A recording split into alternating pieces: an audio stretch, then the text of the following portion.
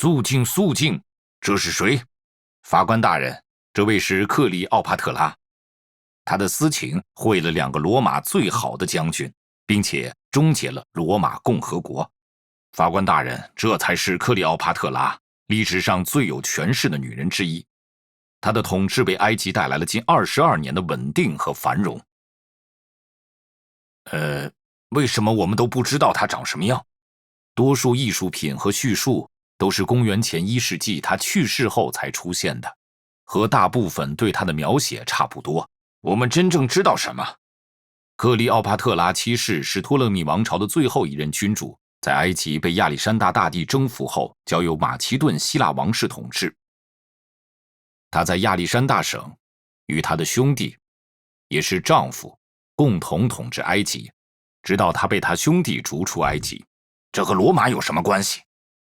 埃及有很长一段时间是罗马的附属国，而且克里奥佩特拉的父亲欠了罗马共和国巨额债务。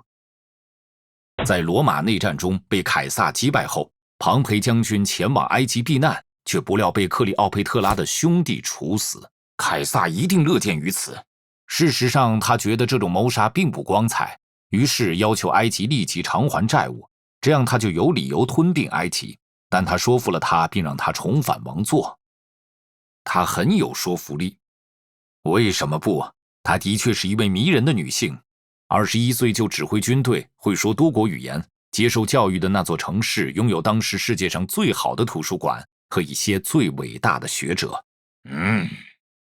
他却让凯撒在埃及休息了好几个月。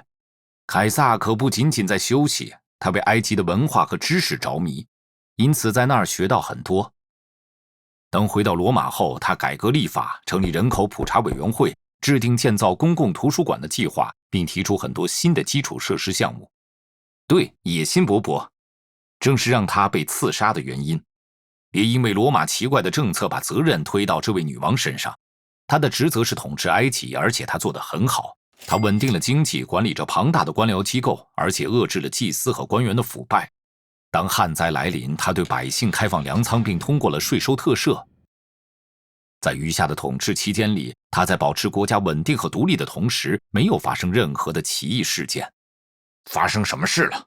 这位外国女王还是不停干预罗马政事。实际上是罗马各派系来请求他的援助。出于无奈，他当然只能支持屋大维和安东尼，以免他们报复凯撒，这都只是为了他们的孩子。于是他再次向安东尼提供了特殊支持。这又如何？为什么没人关心凯撒和安东尼的琐事？为什么我们都揣测是他主动挑起的关系？何况为什么只有强大的女性才被他们的性生活所定义？肃静！克里奥佩特拉和安东尼是一场灾难，他们荒谬的庆祝触犯了共和国。他们坐在金王座上，穿得如神明，直到屋大维让所有罗马人相信了他们的狂妄自大。然而屋大维攻击了安东尼，吞并了埃及，并宣称自己是皇帝。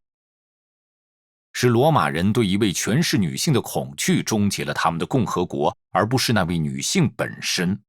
讽刺。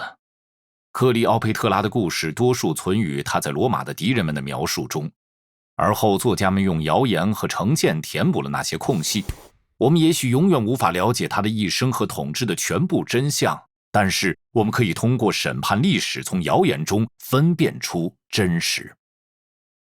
对埃及神话感兴趣？观看这段关于埃及亡灵的视频，探索地下世界。